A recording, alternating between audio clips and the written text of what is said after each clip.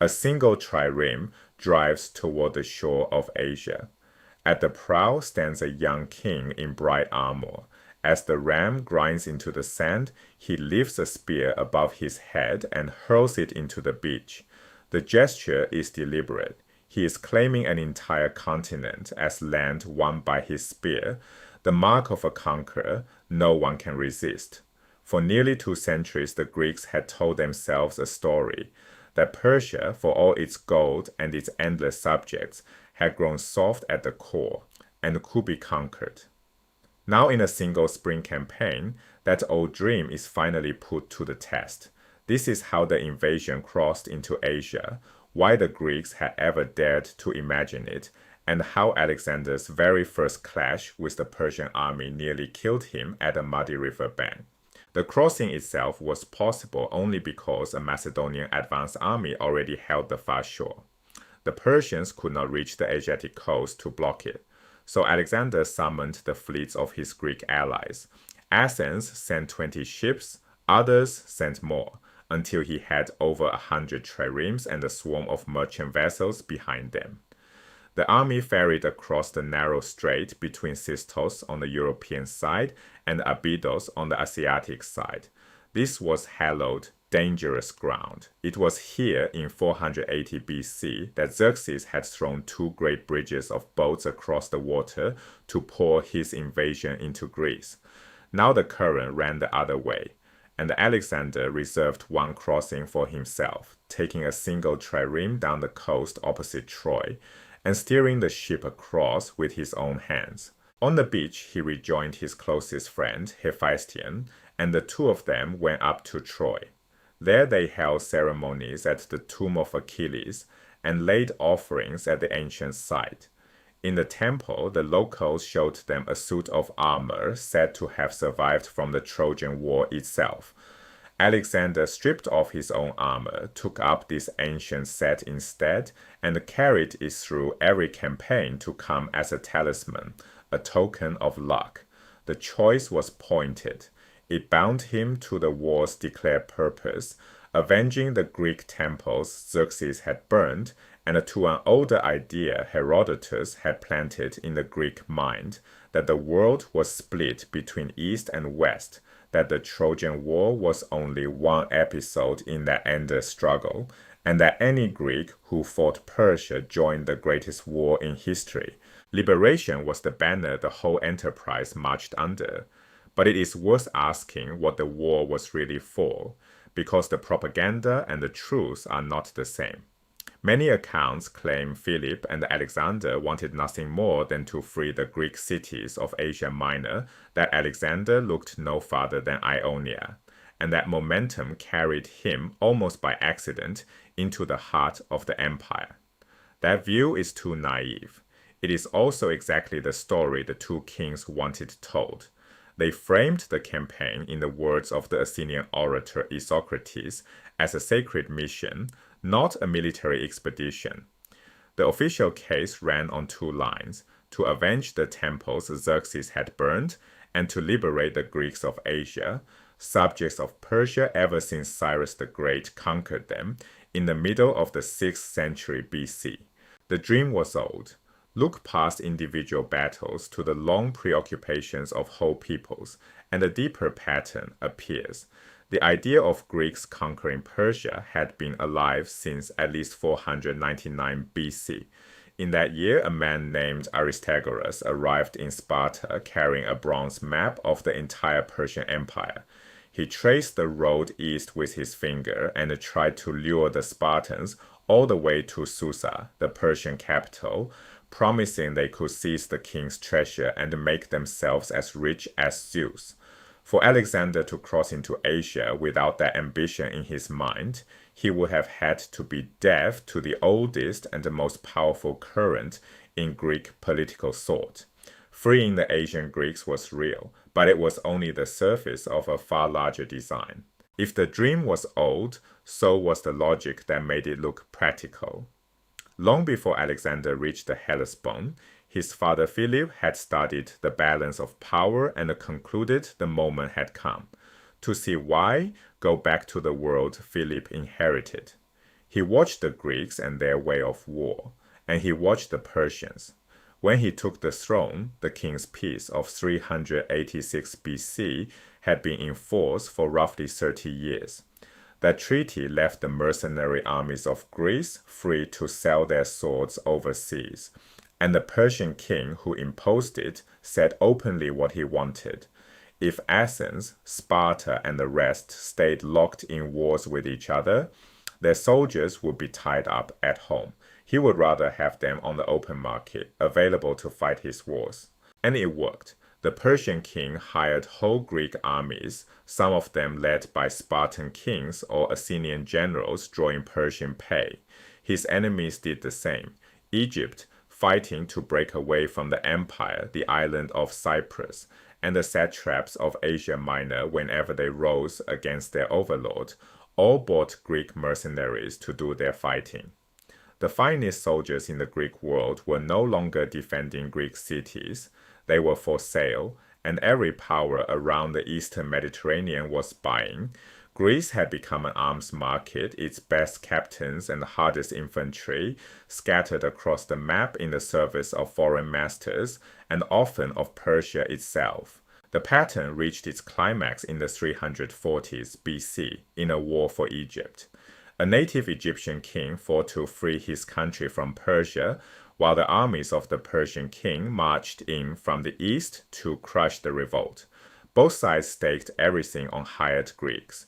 Xenophon and his famous 10,000 had astonished the world in 401 BC. Now, along the banks of the Nile, some 35,000 Greek mercenaries fought on the two sides. Athenians and their friends on one, Spartans and theirs on the other. In the end, Persia won, and Egypt returned to the empire. But the lesson stood. The best fighting minds of Greece were spread thin across the Mediterranean, selling themselves piece by piece, never gathered at home in the service of any single city. So Philip saw a Greece divided, its best forces abroad, and he saw a Persia that had forgotten how to fight for itself. The Persians had grown so used to buying other men's courage that they no longer trained for war at all. Philip had grown up hearing of this. As a boy, he lived through the years when the Spartan king Agesilaus campaigned on Persian soil, and Agesilaus himself ended his career as a hired captain in Persian pay. So did Isocrates, the Athenian general who had once saved the young Philip's life. The two greatest soldiers of the age, a Spartan king and an Athenian commander, both finished as mercenaries of the empire they had spent their lives fighting. Agesilaus once showed his men how soft their enemy had become in a way that horrified the Persians.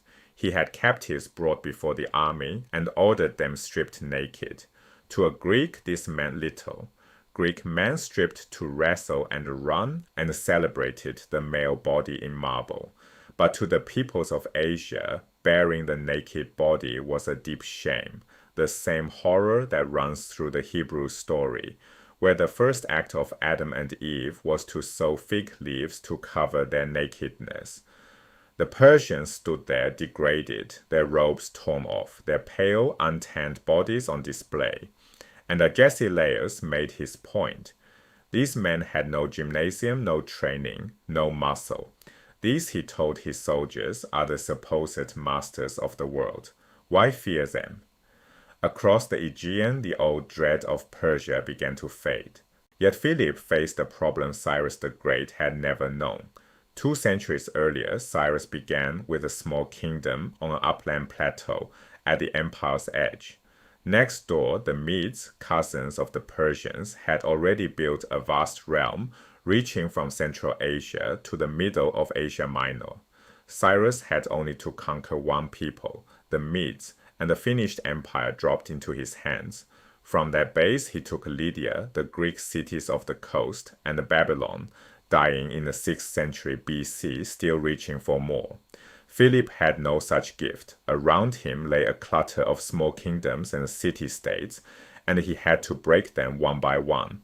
But he had patience, intelligence, foresight, and relentless energy, and from the day he won the Macedonian throne in the 350s BC, he set out to conquer the world.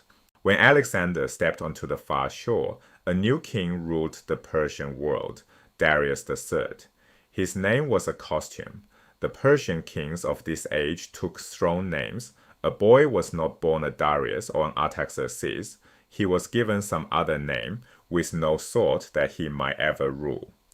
Only after the bloody scramble that followed a king's death did the winner take the name of one of the great conquerors of the past, so the world would see him standing in their line. This Darius was only distantly related to the man before him. He rose to power at almost the same hour as Alexander, a little older, and like Alexander, a warrior who had done famous feats of strength in his youth. But ruling from Babylon and Susa, he proved fatally slow to move.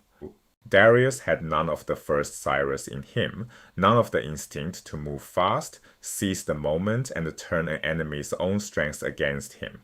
He clung instead to the creed of Xerxes, that the gods favor the big battalions, that sheer numbers win. It is astonishing that anyone still believed it. For a century and a half, the Greeks had used their métis, their cunning intelligence, to turn superior force back on itself, the way a wrestler throws a heavier man with the man's own weight. Yet Darius kept the faith. He ordered the western satraps of Asia Minor to raise a great mass of cavalry and to find open ground where it could deploy, and he sent the flower of the Persian nobility to help destroy this Macedonian boy. There was a wiser course, and one man saw it. The Persians could have struck the small advance army Philip had sent ahead under Parmenio and Attalus and destroyed it. Then they could have lined the shore of the Hellespont and stopped Alexander's ships from ever landing, for landing against a defended beach is one of the hardest tasks in war. Darius's best commander understood this. He was Memnon, a Greek nobleman from the island of Rhodes, one of the finest military minds of the age, serving Persia for pay, and being a Greek among Persians, given little respect. Memnon urged a scorched earth defense, cut down the fruit trees, burn the crops, strip the land bare, and let hunger do the work. But the local satrap would not watch his own revenues burn. For the sake of next year's tribute, the best plan they had was thrown away. So the Persians chose the ground instead. They took up a position on the eastern bank of the Granicus, a small river that runs down from Mount Ida south of Troy and north into the Sea of Marmara, emptying near Cyzicus, where Greeks and the Persians had fought a great battle a lifetime before in 410 BC. There they found a broad plain where they reported 20,000 cavalry could spread and maneuver. And there they planted themselves, certain that Alexander would march this way, and that when he came, the river and the horsemen together would break him. A word about numbers, because the ancient sources cannot be trusted with them. Some historians accept Alexander's totals as plausible, while throwing out the Persian ones as pure fantasy, and rightly so. Darius could hardly have put 600,000 men on one field and 1,000,000 on another. The truth is that every figure is suspect. The armies themselves may never have known how many men stood in their own ranks. Only one thing is certain, and it matters. In each of the 3 great battles Alexander had to win to take the Persian Empire, he was outnumbered. The first of those 3 was here at the Granicus. Alexander came on with his army already half arrayed for battle, since he did not know where the enemy waited, only that a great force of horse and a smaller body of Greek mercenary foot lay somewhere ahead. At the Granicus he found a deep-cut stream of the kind common in that country, a torrent in winter, thin in summer. It was late spring and water still ran in the channel, with a steep, slippery, muddy bank on the far side that would punish his horses. He set his forces in the usual order, the long sarissas of the infantry in the center, Parmenio and the cavalry on the left, his own cavalry on the right. Across the water, along the top of the bank, waited thousands of Persian horsemen, And farther back, on a low rise, stood the Greek hoplites Persian gold had bought from every corner of the Greek world. Then Alexander did something patient. He waited until late in the day. Long before, at the naval battle of Artemisium, Themistocles and Eurybiades had done the same against the fleet of Xerxes, choosing to fight with only a few hours of light left. The logic was simple. With night coming on, no disaster could grow very large before darkness stopped the fighting. Artemisium had been the Greeks' first meeting with the Persian navy. The Granicus was Alexander's first meeting with the Persian army. He could not know how it would go, but by leaving only a sliver of daylight, he made sure that whatever went wrong could not swallow his whole campaign before the sun went down. He sent his infantry straight down into the ravine, a move the Persians may never have expected. In front of them, he set a line of cavalry, mounted men with small shields, because the Persians were shooting down from the high bank, and those horsemen could screen the foot soldiers waiting behind. The horses splashed across first and reached the far side. Shields raced against the storm of missiles pouring down. Behind them came the men with the long sarissas, pushing up among that first wave of riders. The crossing was bloody, casualties ran high, and the Persians, seeing what looked like easy prey and lacking the discipline of Alexander's men, crowded together and threw their weight against the center, against the first troops struggling up out of the water. And while the Persians fixed all their attention on the center, Alexander did what he would do again and again across Asia. He broke away with the cavalry of the right wing and rode upstream, still down in the river, the current pulling harder than he had expected. It took him a long time to walk past the last of the enemy, every one of them absorbed by the fight in the middle. At last he pushed far enough upstream to bring his horses up onto the enemy bank and strike them in the flank. From that moment, the battle was as good as won. The Persians had failed to stop the crossing, the one thing they could have prevented, had they only held the shore. Instead, they had run into his trap, swarming after the first man into the water like children chasing a ball in a cloud of dust. All the while, Alexander fought at the very front, the way Cyrus the Great once had, risking his life at every step. It was a real danger. The younger Cyrus had shown it at Cunaxa, where he all but won the field and then lost everything by getting himself killed. A commander must choose, inspire his men through an impossible war, or simply survive. Alexander could never bear to watch a battle from a hilltop, so he fought in the front line, and more than once at the Granicus he came within an inch of death. His spear shattered, and he fought on with the bronze spike at its butt. Then a Persian raised his arm for the killing blow, and Clytus, a friend from his boyhood, sheared the arm off just in time. For the rest of his life, Clytus was the man who saved Alexander at the Granicus. Now the anvil met the hammer. With the Persian cavalry pulled out of position, the Macedonian infantry climbed the muddy slope onto the plain. The horsemen fell on the enemy from one side, the wall of sarissas pressed from the other, and the Persian center was crushed and broke. That carried Alexander up to the knoll where the Greek mercenaries still stood. He waded into them and killed many. When they tried to surrender, offering to lay down their arms, he refused every term. He was in a cold fury to find Greeks in arms against him and could not grasp why they had not flocked to what he called a war for all of Greece. But the mercenaries had never heard of any such crusade. They were soldiers for hire, and they had just met a conqueror who took their trade as a personal betrayal. When the fighting was over and his victory trophy raised, Alexander walked among the prisoners and picked out the Athenians. Them he resented most of all. That Athens, once the great shield of Greece against Persia, should now send her sons to fight against his war on Persia, struck him as a wound. So he sent these men to the gold mines of Thrace, to labor like slaves deep underground, and, in all likelihood, to die there within a few short years. It was not a fate men usually handed to prisoners of war. To Alexander, it was justice and the message to every Greek still tempted to sell his sword to the enemy. He also remembered that this whole war was built as revenge for Xerxes. From the Persian dead, he stripped 300 suits of armor to send back to Greece.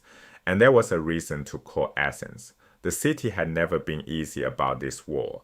Athens loved her freedom, hated bowing to Sparta, and hated bowing to Macedon even more. Yet the Athenians stayed loyal and sent their ships when he asked. That mattered more than Alexander could say.